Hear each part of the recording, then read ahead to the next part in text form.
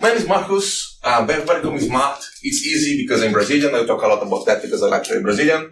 So whenever I say stay here, like the thing this call says. So the main idea today is to talk about threat modeling. Not in depth because you won't have 30 minutes, but why we can destroy everything we touch. So the main idea is to talk about threat models and pretty much focus on cloud security because I think that's the most nice thing that I have been working in my career. So I can land, but I look sad like something that says, that's the agenda for today. What we want to talk today is like threat modeling, not about one W, but 5 Ws. Critical paths, why cloud is just another path of computing. We do a little things live, so I don't expect some a lot of people, but like how we can think about threat modeling, how we can think about attack paths, how you can think a little bit as a hacker. Then, already thank you for being here with me today, and then some acknowledgements. So first thing, as I like to say, I'm Brazilian. I live in Newcastle for almost 3 years now because my lovely wife, who is there, came to do a PhD, so it's the smart person in the room, and then I come together from Brazil working as an engineering manager. I'm from a really small city in Brazil, which for Brazilian standards is small. From UK standards is unbelievable big. It's almost 1 million people. We have the biggest St. John's Park in the world, which is quite strange because I think that St. John's Park that way only happens in Brazil. And I love that black and white team in Brazil in the 4th division. So when I came to Newcastle and then got Newcastle United, I became in love. And for some reason they love Brazilians. I never understand why. I have been working for the past 12 years now. Did work to start my university. I always love to say that because in Brazil the university is for free and I really appreciate everything I was able to do that. And then I started working on something with hardware. So Intel GX, configurable computing, FPGAs, and then working with people from Germany, Denmark.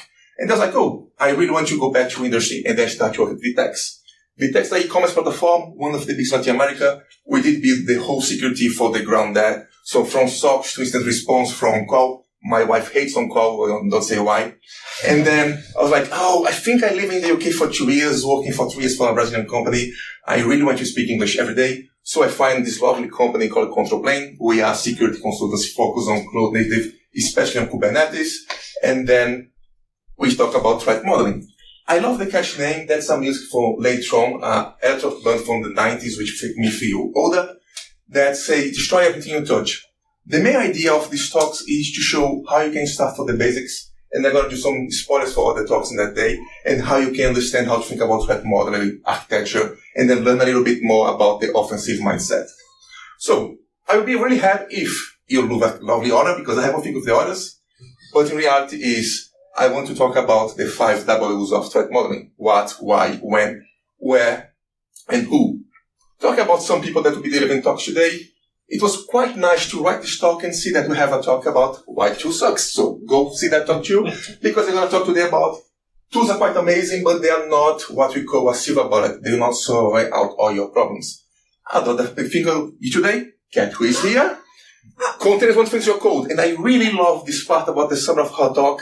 It is, you cannot solve everything with the new product. You can solve things with the basics. I think we forgot that a lot. That if you start from the basics, you can evolve and do a lot more things. So, and we talk about frameworks because it's a thing that helps us. So we're going to talk about Stride, about Pasta, and attack trees. Pretty much, you can do a lot with just arrows and boxes. And we will try to run a simple cloud-native threat model focused on e-commerce because of my previous experience. It's a short talk. 30 minutes for threat modeling is not enough. I'm going to talk about some bugs in the end, some new resources you can get. If you have any questions, please talk with me. Normally I don't bite most of the times. So we're starting. I became an old man. I'm going bald and I yell with the cloud almost every day. I have stress with clusters. I have stress with pods. I curse AWS more than I want. But then, what is the cloud? The cloud is not else than another personal computer. I kind of love the idea of you have this big infrastructure, and then how you can sell for the people, or you won't use that. My father I killing him, that's bad. My father is a network engineer, and he did work with these really big mainframes, and they got these things like Amigas and a lot of old computers in the house. But then, the liberty and the freedom to access things in anywhere to a not so high cost and really fast is the thing that gets in the cloud. So for that talk, for the help of the audience, let's think as a cloud as a really big computer that other people rent to you. And why we live in the cloud security age? If you see companies in the UK, if you see the boom of the health tech in the UK right now, or the boom of the fintechs around the world, everybody's putting things in the cloud because it's easy. You rent a WeWork room in London, you open your company, and you have your whole infrastructure there. There's a big discussion of, do I need to have my things in the cloud? It will be cheaper to have in place, but I really don't want to get in the Pandora's box. My main thing here is pretty much is the idea to live in the cloud and have everything in the cloud. Your message in WhatsApp, your messages in Telegram, smart grids with electricity connections show us that everything needs to be connected. But that's good, that's not good, that's what we want to discuss. We are in our high moment that breaches are happening, that people who do misconfigurations because they're not teach well are there. So the main idea here is show how we can think about security by design, how we can start from a threat model, and for that place, do more things and understand why security is important, and it's not a fight between engineering, security, and compliance, for example. So with great power comes great responsibility. So now you have everything in another place. You have one thing that we call the shared responsibility model between you and your public cloud provider. So what this means to us as engineers, as people, as everything. If you have more things on the place, if you have one place to attack, you're going to have people trying to do bad things. And this exists since the beginning of the history, right? If you like cryptography, the first thing that happened was in the Greece, people was putting codes in the head and helping the hell you grow. I will not be so helpful that way to do that. But the idea is, how do you move information? How do you do that in an easy way that everybody can access? Then you have limitations, right? Because you are renting some infrastructure for other provider. You have your sole visibility, but you don't know if a cable is down there. So how do you deal with fault tolerance and other things? Other important thing is, some people love compliance, some people hate compliance, but the idea to have standards and to understand what's happening is quite important. Here in the UK, this week, I think the Starling Bank, if I'm not saying that wrong, got a really high fee because the controls think about fraud was not in place. So that's important because if you are selling a thing, if you are putting people's information on the cloud, this is quite important to protect. Think you're on the NHS, right? If you have a disease, if you have some things, you don't want to share with everybody if you're not comfortable with that. So if you're not able to protect where is your data, if you're not able to protect your information, you're going to generate problems that you don't want to happen. And everything is connected, right? Which is kind of good. But if you see, unfortunately, things like wars and cyber warfare, and we have a talk about cyber warfare today here in this size, it's pretty much dangerous how we need to protect that. And one thing, after working as a pen tester for some years, after working with great pen testers, misconfigurations is quite a bizarre thing that go into tools and not think about the basics, because we ask people to do things without they probably know what they need to do. So, why we're not talking about tools and why we're focused on the basics? If you are working as a red teamer, offensive security, there's really lovely things called vulnerability scans, and then you run one thing, you have a result. But for example, there is nothing about Arabic in the board there.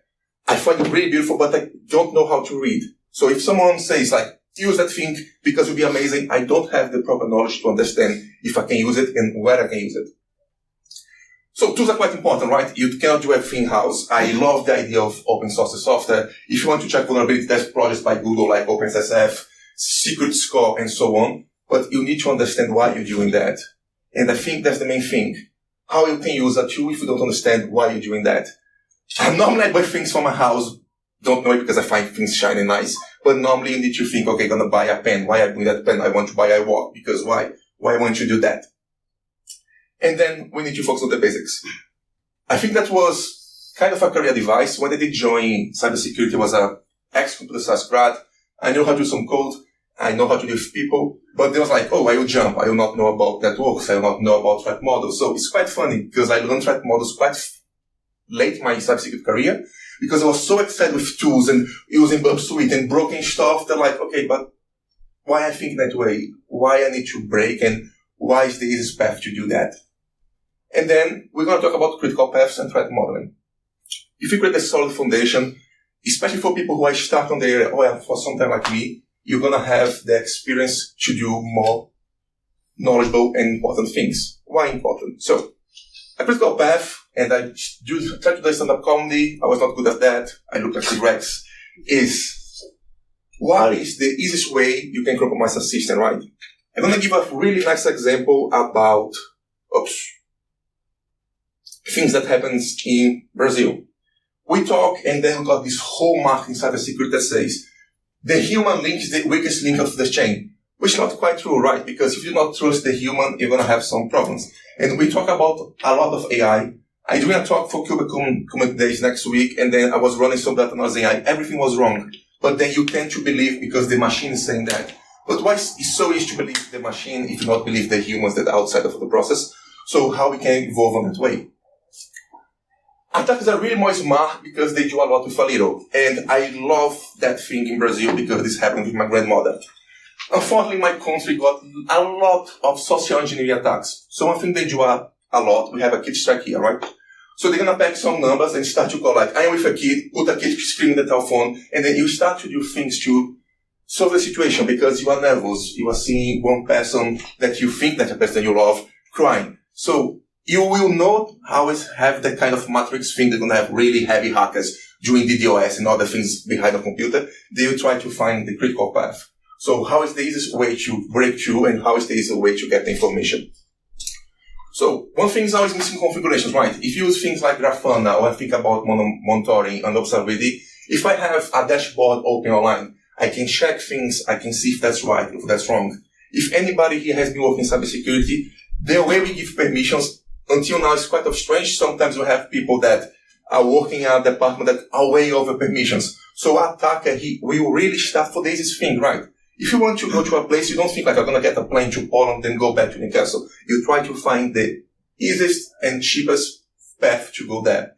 And then we do not think about logging because if you don't know what people are doing, how they are doing, how you can check, how you can get that information. Going into the badge knowledge, I really love to use AI to get this kind of stuff. I really love surrealism like printers like Magritte. The main idea is, okay, you have this whole knowledge, you have everything in the cloud. How the threat modeling for the cloud changes if you think about normal threat modeling. And to be fair, the answer is don't change a lot because you are thinking about the basics, right? So you're going to think about attack vectors and other concepts that you're going to introduce next minutes. So what's threat modeling? What's a threat? The more you know, the more paranoid that you are, right? The more you know how things are strange. I'm going to give an example in my life. I love to cook. And then I start to see, oh, my parents got this really PFF thing that's strange. And then you start to read things about parrots dying because the air is strange. Kids having some stuff because the pen got a heavy metal. So the more you know, you start to, okay, how I can do better and how I understand. Threat modeling is pretty much how do you draw that, how you create that high view for the people you'll be working on. And a threat in a simple way is anything that can injure you, anything that can make a harm for you or your systems. I like those definition. I just put here because they are way more smarter than me. But I like the idea of it's a structured representation. Every system, everything that you got with information, you need to have an easy way that I can see that thing, I can absorb the knowledge and can go move with that thing. So I think that's lovely because who can start to do that? When do you do it? And where? I think that's the most important thing. But most likely, do you know what will be take, like what you need to do that and why do you do this? So that will go the 5 W's of threat modeling. First thing, being really simple. Who can do that, right? So you get some personas. I like the idea of personas because it's knowledge close to you. First thing, we think about black hats, bad hackers inside of a thing. State attacks, like countries that do that thing for money or try to do cyber warfare. But then you got internal people that can do harm.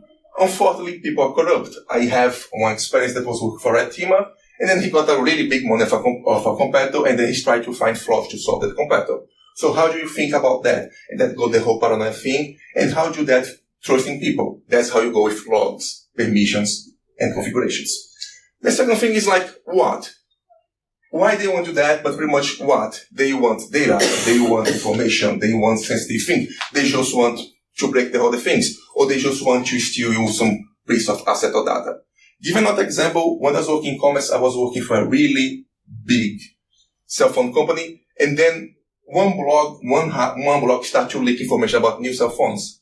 So the person who was doing that was not trying getting more money because the cell phone you'll not be able to create, but he was trying to get that sensitive information to say, company A will launch the new cell phone and then in my blog you have that information before everybody.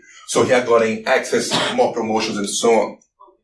They told things like where's the most important moment that you can do attack? We got this really bad thing some years ago called Log4j, which was a really bizarre flaw. And then it was painful for who's working near Christmas because it was the right moment to attack, because most of the systems are not able to patch so fast. So it's the best moment to attack is when something broke and then like, how I can explore that. The first thing is push the open door. The when, then where, they're going to quite confuse a little bit here, but pretty much is, if I talk about observability, if I talk about dashboards, things open, I can search in that moment, I can feed that's the open door that I want to go. And then this why. I think that why is the most important thing. One, you just want money. You want to get a credit card data, you want to steal money, you want to fund yourself. Second thing, just because yes. I think most of the just paying for attacks I started in my career is just because some people just want to broke. They just want to get the information and go through that. And, okay, how you do that? I think that's quite simple. I like the idea that you just need pencil, paper, and a little bit of imagination. And help is to think the not so obvious thing about the system we are working on. So, when you do that, if you think about the utopia of software and the software development life cycle and so on, I love the concept of system by design. But people have the dream of working in greenfield software, but then when you start to work with a really big legacy code. So the main idea is, ideally, you do threat model when you're thinking of system, when you design that as architecture, like a system design phase. But in the reality, you do that as an incremental pace. Think about an agile methodology, right? So every time you put a new feature, every time you try to evolve, you're going to do some threat model to understand how things are moving there. And then what we start to do right now is to have these 5 simple questions that will help us to create our first threat models. And then we go back to the 5 framework. You do the e-commerce thing. So imagine that you are going into Boots or Sainsbury's or any other e-commerce and you can browse there and make some purchases, right? So the first thing is, who will use that system? You have 2 personas. The first, the attackers. People want to get your credit card data. They want to know what you buy. Some people forgot that when you get some information what people are buying, you can do more scans. You can do more direct attacks. Think about the way that person behaves, the way that person do things. The second thing is the algorithms, right? I want to understand what the customer is doing, which kind of payment they are doing, and how I can get the personal data. One thing that's quite relevant right now is how do you do attacks think about NHS? How do you do attacks think about, you have exam. So you have exam, but you need to pay that money first, so you need to do that. And then when you are in a situation that you are with a beloved one or in stress, you tend to give information more easy. The second thing is that the threats, right? So that what? The most important thing about the what is what can attack in which place. So the first thing is the once payment fraud. So how I can get transactions and get the stolen credit information. I think one stuff is, if you think about every e-commerce platform, the most common thing is you put things in your cart, then you go to a checkout. The most common attack is how I can change that checkout place to get the information from there. Another most common threat, how I intercept that data. So how I get your sensitive information, your credit card, and the things you are buying. And for the end, how you have insecure user authentication. So think about misconfiguration or bad passwords. I remember one thing in Brazil when I was a young kid and I was doing stupid stuff. We got this social network called Orkut. Then you got Facebook after, right? And then you got that question of, if you don't remember your password, what's the hint? And everybody in Brazil was putting my favorite football team. When you open the social network, that person was using a Newcastle shirt.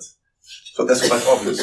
Then you need to think how you can protect your customer about things that he will do. This is quite difficult, right? Because it's impossible to understand what the user will do, but how do you create other things to protect? One thing that people do a lot here is like two-factor authentications. And how do you check? But pretty much, how do you help the people that don't know that they need help? When it's pretty much the time of the threat, right? So now I know what threat I want to do. I know who will be focusing, but the most important is when. One analysis that we do in Vitex talking about e-commerce is most of the attacks happening in the end of the night in Brazil, and especially in groceries, right? Or in restaurants. Because you want your food fast, you want to solve the thing, and you want to sleep. If you try to attack someone in the middle of the day, normally they will be more active, And normally they'll have like, hey, why that strange thing is happening? Because they're not tied. So you need to think exactly the time you're going to do the threads. So pretty much, I was talking, the payment fraud was in the checkout moment. That interception is pretty much, okay, in the moment that I was using the data, I did get this unsecure network. I was running so I get the metro network and not checking. And you do that because you want to rush, right? Life goes on, you need to deliver stuff, you need to move. So pretty much how do you think about the social effect on that thing?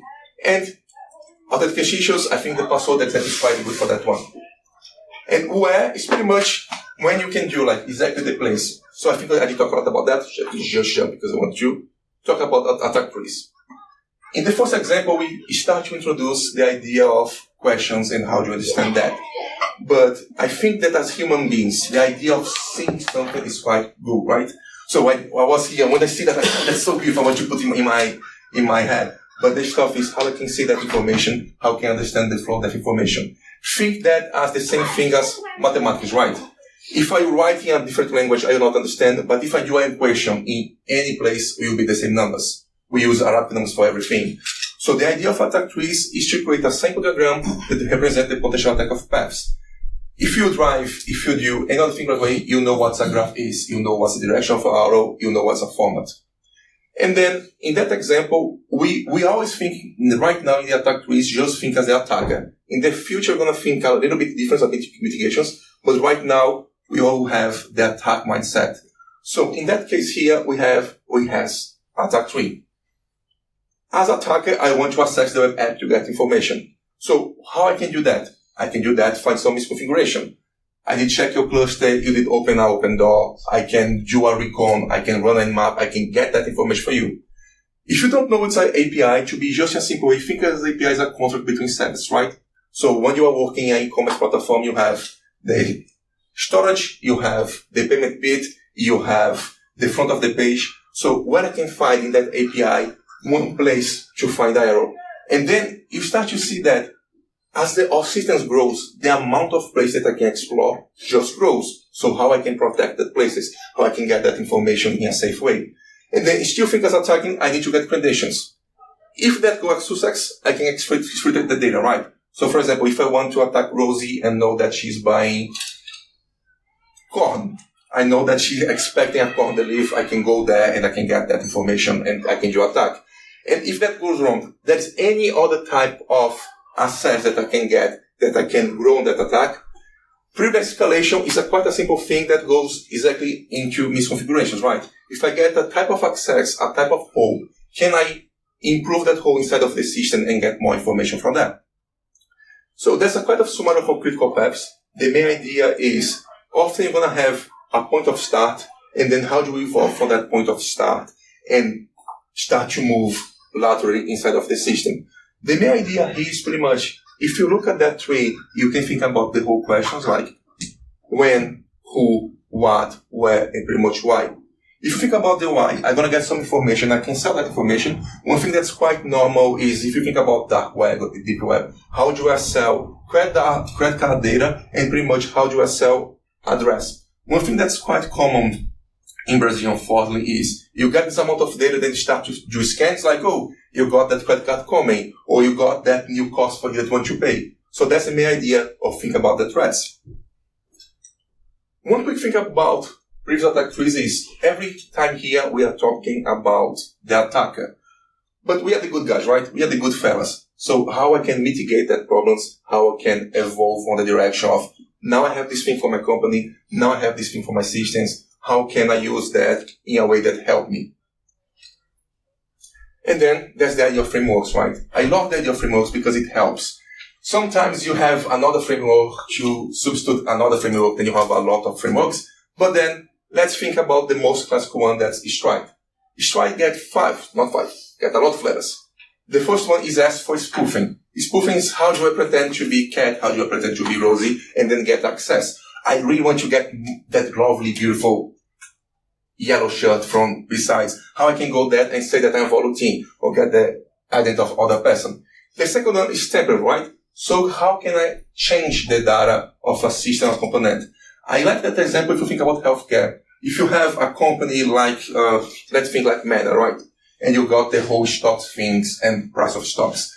If a person like Zuckerberg got leaked, he got a cancer, unfortunately, the stock action goes down. So some people can buy their stocks in a low price and then sell in a high price. So if you do temper and change the information, you can get money from that one. The third thing is like repudiation, right? I did that thing, but I'm not saying that I did that thing. That's some attacks things. Information disclosure is pretty much, if I put some information that is sensitive and don't want people to hear out, how this can show. One really bizarre example of that, there's a lovely series in Netflix about one system. I love the chicken. I really love the chicken. There's one thing about, I think it's Ash, the name, Ashley something. It was a social network for people who want to have affairs. Ashley Madison. Exactly. Thank you so much. And Why then do they I know that? and right, if you're using that kind of network, you in theory you don't want your information to be leaked, right? So one type of attack that did happen there was how do we leak that information and you create damage for the people and especially for the company. Which is bizarre because this happened, the company still exists, but God knows why. And then your service, right? If I am a competitor of you, if you are using iSmart, the other thing, if I make your system go down, are you one? If everybody not comes to besides Newcastle and want to go to besides Sunderland the same day and people will not be able to come here, you strafe the other side. So that's the main idea here. And then elevation of privilege, right? If I have some access inside of the system and then I can do more stuff, how I can do that? One thing that happens, especially in conference, people will try to steal volunteer clothes and then enters to get like computers and backpacks that are around the place. So, let's do an example of spoofing, right? So, what spoofing is pretty much, you say that I am a person that I am not. And that's the attack tree for that one. It's quite fun because I jump for that for poof, a lot of information. But if you look at that attack tree and look at that one 1,000 slides ago, it's just an expansion of here. So you start to have more information, but then what you want to do with that information? If you know that attacker can forge API requests, how do I improve the security of my API calls? How do I make that better? If they try to bypass multi-authentication, why multi-authentication is so weak that someone can bypass fairly easy? And then we have all the frameworks like Pasta that's thinking more about the business side of the stuff. One thing that I love about security is we tend to think that security is the most important thing, and then when you talk about the business, some business thinks security as a cost. But when you start to think as, how can I improve my business and how I will not lose money, some frameworks like Pasta that are way less technical will help. So the main idea of Pasta, this is a really big slide, the float information, is how I define the objectives, how I define the scope. Because from the scope, I can understand what I check, what I want to improve, and how I want to tell some things. So, which is the better one? I really love this kind of question, computer science and security. Like, everybody wants to say, oh, that one's better for that. That one's better. Really depends. Every single thing depends of the case that you want to cover and depends of the information that you want to save. And pretty much, if you have a team who knows it right, it's better to use that than, okay, let's teach pass for everybody in the next 2 weeks. So let's do really quick threat modeling exercise. And let's think about Kubernetes. Why talk about Kubernetes? Because I just love the thing with the sharing and I just love the whole thing with Kubernetes as well.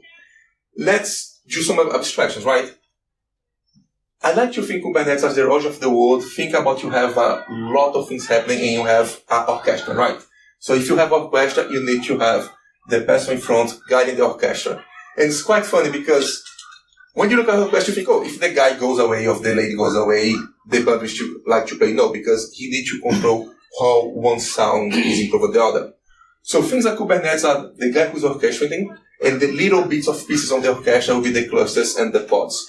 If I want to go, people in the violin side is doing too much of a noise, I can break that beat and then they will not hear more violin noises. But the cluster is the whole system, is the whole orchestra, and the pods will be the information we want to get for every person who is there. The other thing we talk here today, I love that, it's containers. Is pretty much, if I have a computer, if I have everything in the cloud, I not be able to get a 2 giga i5 in the cloud. I will get a bigger computer that will be split in small pieces, right? So a virtual box or virtual machine is abstraction of how I can get a small thing in a broader pool. And then we go for double use. We'll try to evolve that to attack tree, and then you're going to be away from me for that end of the day. So why attack will want to attack the Kubernetes cluster? Think about your whole information there. Think about the Kubernetes clusters about I'm running things in parallel. I have all the information in that system. I want to do that because I want to gain control of the application. If I gain control of application of a checkout and e-commerce, I can change the parameters there and then get the information of your credit card data and so on. But when are you trying to do that? Pretty much when you have updates on the configurations. There's one thing about red teamers that I quite love that we call reconnaissance or recon. How do I check the things that's happening? How I have my scripts running and see, okay, that's a configuration, something's down. How the monitoring is changing. And if I notice that one, if I have a dashboard showing the health of my systems, I can understand how healthy is some clusters and which cluster we want to attack. The third thing is that who. So anybody who wants to get that information can be hackers, insiders, or just post-bot stashings. One really fun exercise that I say to people do is get your computer, run a virtual machine, put a container inside, leave the door open. I tell you, in anything between 1 minute and 10, somebody will try to run a crypto miner on that. So that's the main bizarre thing, because everything is automated. It's fast, it's easy, and then you need to think about this whole people trying to attack your system. What they want to get? Pretty much assets, right? I always like to say the analogy like, if you want to attack something, it's the same way if you want to attack a bank. I want to get the money from there. I want to get anything from this place that will help me to get more information or more money. And where do you do that? When something exposes, right? I really love to talk about health in systems because we have this wrong thing with platform engineering and the service. Like, I want to know the health of my systems, what things open, what things up, what things down. But if I put in that information in the wild, the attackers can use that for a lot of stuff. So that's the attack tree. If you check, this will be a little bit different than the other priors. Here we are thinking about what the attacker wants to do, and they're going to see CVE. CVE is a acronym from Common Vulnerability Exposures. So if somebody finds something they want and they publish that, this will help the community to have access and to protect against. But nothing is magical and at the same time. So in the time you get that CVE on the wild, for the time you want to protect the thing, you need to be fast and you need to understand that somebody will try to attack that. So that creates a really easy idea of, I want to migrate to the cloud. I want to use Kubernetes. You have these three problems, and how do you mitigate every one of those? A little bit of mention of my company because they pay my salary. We do that a lot of threat modeling, and I like that image because it's quite simple, right? Threat modeling is iterative. This sounds like a cliche, but it's quite normal. People don't tend to work together really well. So how do you show the idea of what we are doing together, what can go wrong, what we can do about it, and do you do a good job? Don't think about company here, but think about you are working a product company and then you have the engineering side and then you have the security side. How can you work shoulder by shoulder to evolve that? There's a really nice saying that if you are enforcing security in a way that people will not be able to use your system, they simply will not use the system. And thank you for your attention, and if you have any questions at the time, and I think we have still some minutes. We're doing all right. Any questions for Marcus? That was that bad. As someone who does a threat modeling course, that was amazing. Oh. You put so much into 30 minutes, but Stride is better for developers. Pasta works better for security people. But if you're working with the team, stick with Stride because the developers can really they wrap their heads around it. That's something to hear. If you need to threat modeling, where would you start? What would you say would be the sort of starting point? Is it picking a sort of an application you're familiar with, something in the real world, or something that you're working on? What's the project that you consider? So I think that really depends. If you are in a company that never did that before, I think for starting for a new project will be easier, right? Because you got less information to enter in the system. Mm-hmm. I like the idea of the entropy in the system. If you go to your boss and say, I want you to threat modeling the whole thing, the company will be like, nah, no. So you will start from the really small thing. I love one thing, and I do the mention of my wife, who's a product manager. The main idea of a product is a thing that starts and dies. So if you think about Instagram and think about ads, I will not start to do the threat modeling Instagram, the whole thing. I will start, if they do not, because I know they do, I will start from that new feature and then show the value of the thing. One important thing about security and about everything software engineer side is how do you show the value of the thing. If you start for the whole stuff, the amount of effort that you put for the output and for the results is quite low to be fair. So I will start for a small feature and say, we are protecting against that. The other thing that's quite nice to show is quite of a vendor chat, for example. If we did that before that incident, this will help. One thing that helped in my previous job is we got a really bad leak of data, worst days of my life. But then we're like, why we did not think about that was a CVE? Why we did not think about the stuff? And one of the answers was the team was too small. So we did start for that feature, that incident, and then evolve. I think starting for a smaller thing will be easier. Can you consider back to your control planning in terms of what you're going to be sort of investing in terms of whether that's technical or process or whatever it might be, I guess? Like, yeah. I think the main stuff is, think about as a consultant, right? Threat modeling / pen test is the open door. So if you want to sell security, it's quite arrogance. You go to a company and say, we're going to solve out all of your problems. Which unfortunately is one thing that happens too much in the security place, because every time that flaw happens, some vendor goes and say, if you are using ours, you solve, and that's not true. So the main idea is to talk with the team, and then I think security is quite of a relationship. It's quite strange. I was like, before working as consultant, like, why will you pay for someone from the outside to do one thing for have so much great people inside? Because there's one thing that you will have as human beings that it's bias, right? When you look at your system, when you are the engineer doing the system, you don't see the errors because you are working on that thing. You kind of short sight. So when control plane comes, when a threat modeling company comes, it's pretty much, they'll try to understand the flow of data, or watch the risks, and pretty much create a first view of, okay, I think we need to start from there. So we do threat modeling for banks, for example, right? So the first 2 or 3 weeks of engagement is try to understand what the main problems are there, and then focus on a piece. Exactly what I said to you like a few months ago. Okay, it's your whole view, but we really need to start here because that's the main problem. One nice thing about this company is really depends on the impact of that thing. One thing that was happening in e-commerce was it was fairly easy to get the storage. And then my engineering manager at the time was like, but that doesn't matter, right? If I know the storage one thing, what attack can do with that? We got an attack of a competitor that he know that the storage of our product was X, then he started to sell the product way cheaper, and then everybody started to buy that.